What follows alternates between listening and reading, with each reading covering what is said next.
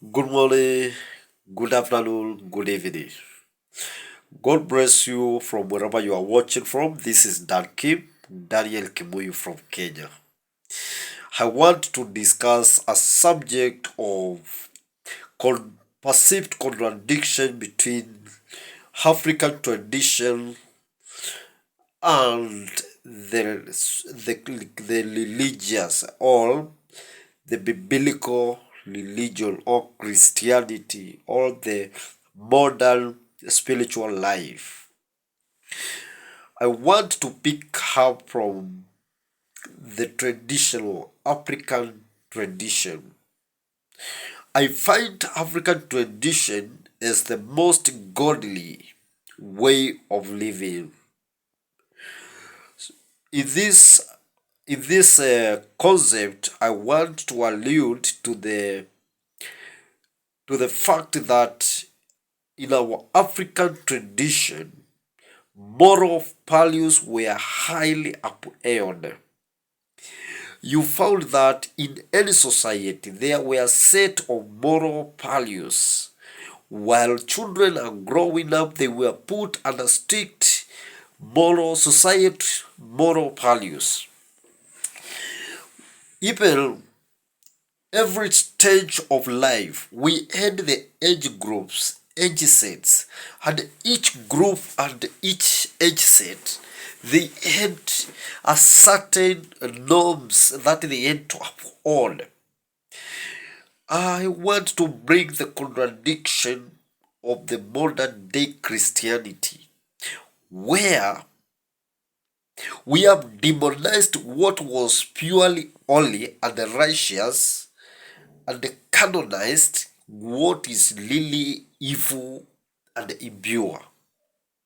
In our African society, a young girl, all the issue of single mothers was a very rare occasion. The issue of broken marriages was a very rare occasions. There was no issue even of family planning. Sex before marriage was highly discouraged and it rarely happened. Most evils we are witnessing today in the society, they were not there. Unlike today, we have decayed moral values. Sex is more frequent outside marriage than it is in marriage. In the current Christian setup or spiritual setup,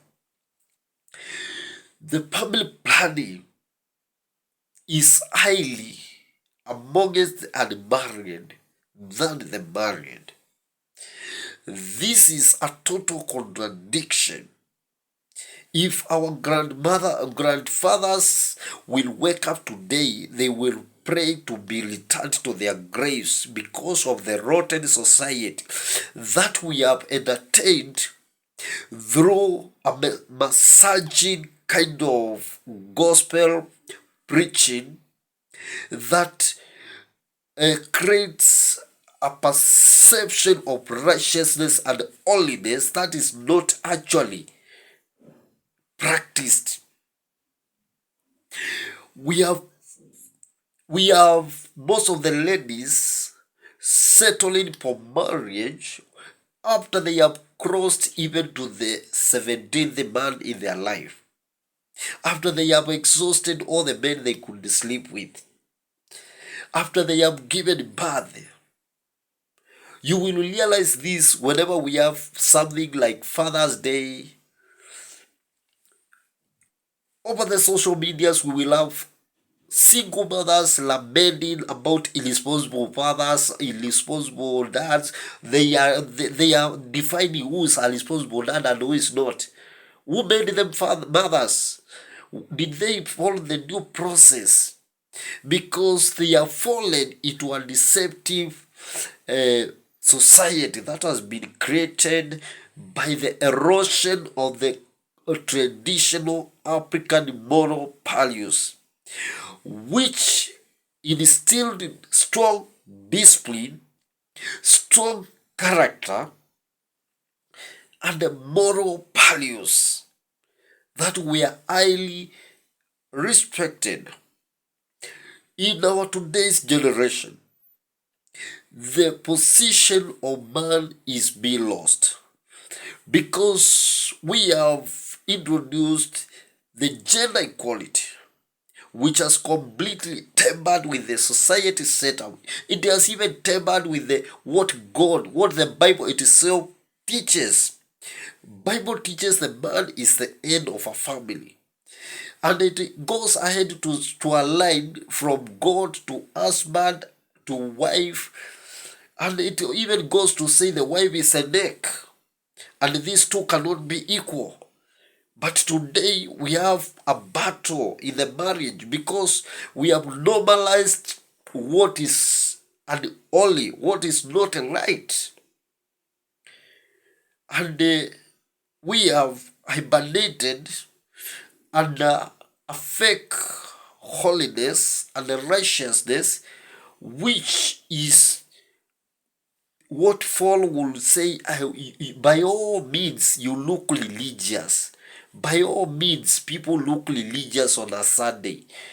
And the same people, the rest of the days of the week, you can't locate their character, their Sunday character. It's very different.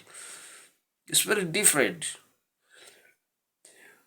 Let's go to the main points, which I find controversial. One point is, in our African culture, we accepted polygamy. Polygamy today is demonized because our gospel, our church preaching are more into carnal mindset of sex. They see sex. When you talk of second wife, they think you are of living with another wife, another woman, which is totally evil and carnal thinking. They don't see the responsibility of a man having another wife. It is more than this. Because actually, if it is about sex, you find one woman before he settles for a man, I am said, he has slept with over 10 other men. So this issue of polygamy is already exercised in a way of adultery and fornication. So we have exchanged the right moral values with the wrong moral values. Polygamy, there is nothing wrong with polygamy. In fact, God was directly involved in polygamous marriage setup traditionally. When David slept with the wife of Uriah and they went ahead to kill the wife, God through Nathan is telling him, if you wanted more ladies, I would have given you. Because it is better you marry another lady than to entertain adultery, than to entertain fornication. This is my take, that the current day society setup, moral teachings, Christian values, they are more evil and rotten than the former traditional values. The respect between the young and the aged has been lost, unlike before. Before, an aged man would enter into a vehicle and the young man will rise up for the owner to sit. Today that culture is dead.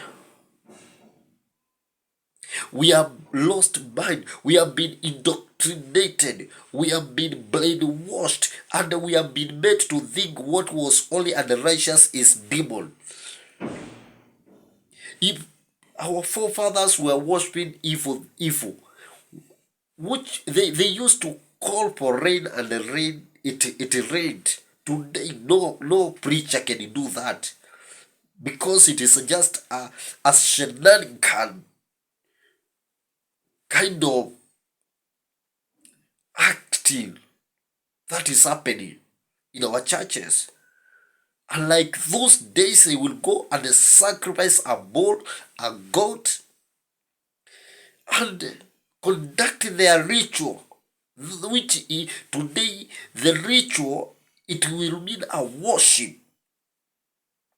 But it was effective because they had no doubt in whatever they were doing. Today we have a joking church process that has no manifestation.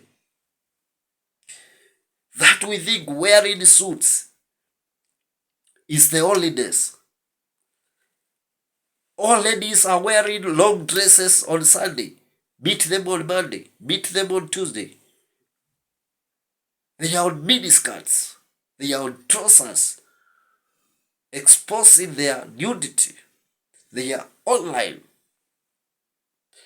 exposing their nudity. We have lost the original position of Africa as the cradle of humanity, because we have absorbed Western culture and lost the position of Africa, which was the God's position of humanity. If you look the climate of Africa, if you look the humanity in Africa, the love in Africa, African countries don't fight each other the way we are witnessing other countries. They call it world war when Africa is not informed. First World War, Africa is not involved. Second World War, Africa is not involved. Now we have the wars which they are just eluding us. They are coming to steal from us because we have opened the doors for them, because we don't believe in our values, because we don't believe in ourselves.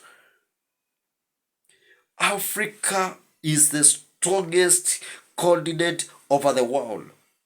Resources, human character, strength, might,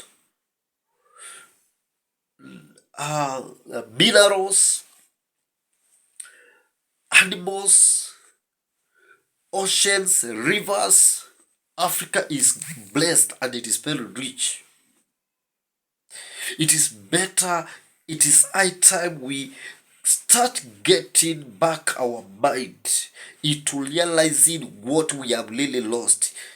Today, we have set the life expectancy as 45 and below.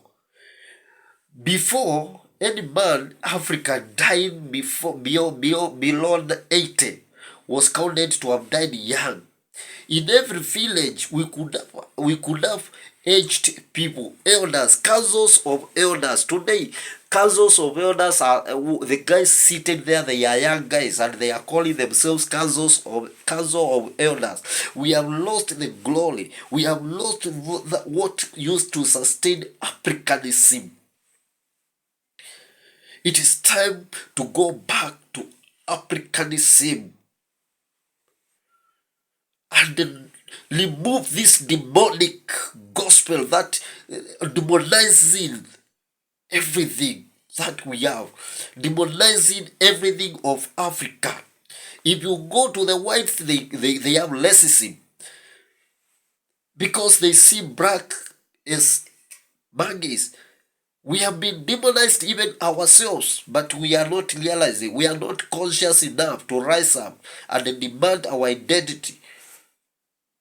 It is time to rise up and demand our identity as Africans. Africans were killed by whites. No Africans have killed whites. Why are we still entertaining whites? Africans' resources have been stolen by whites. Africans were colonized by whites. What has Africa done to the whites? We are their slaves. We are working. We are just beggars. We are getting loans just to trap us into a debt. And we remain puppets. We remain slaves. Economical slaves. It is time to liberate ourselves as Africa. And to start with, we need to know even this Bible that we have, the original version of this Bible is questionable from the Hebrew.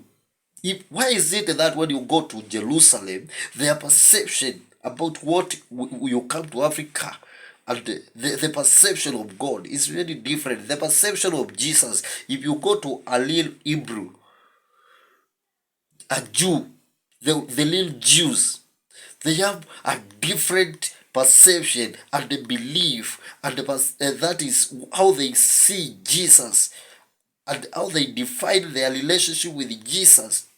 But because the whites, they saw the weakness of our that is, they saw we are playing like children of lesser God, a mediocre mindset. They came and brainwashed us into hating each other, into adopting cultures that are people are not even Christ-like. Africa was more Christ-like than it is today. Abortions were not there. There was no abortion in the African traditions. Today we have abortions.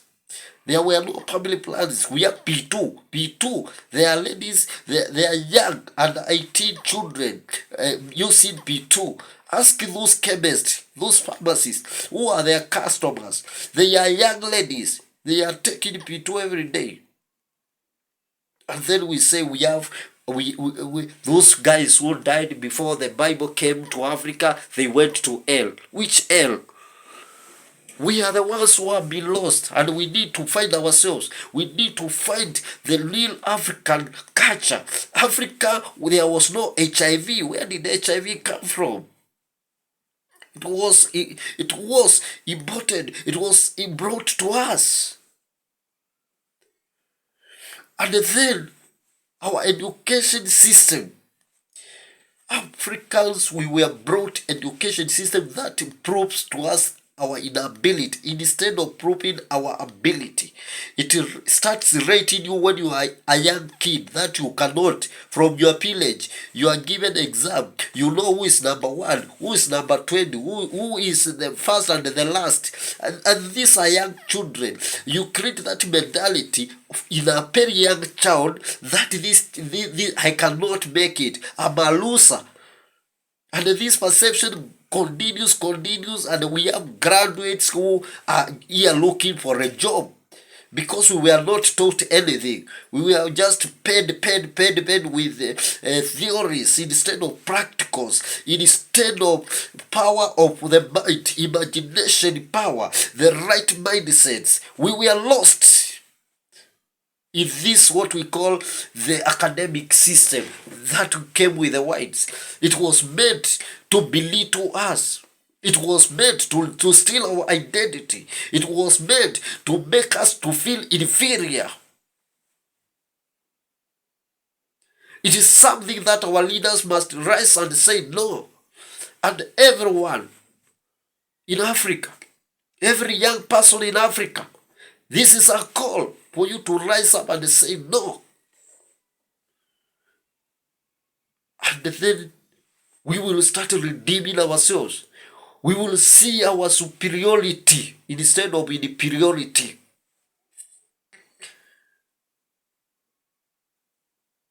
I believe as a true African, our traditions were more godly than our current generation, than this gospel we are preaching today. Our traditions were more holier than this current generation, than these preachings we are living with. And that is why we have economic toughness. Our parents never experienced economical toughness, the depression that we are going through. There was abundance of provision. There were stores to store maize in almost in every family. There were herds of cattle, goats, sheep. Where are they today? Nothing.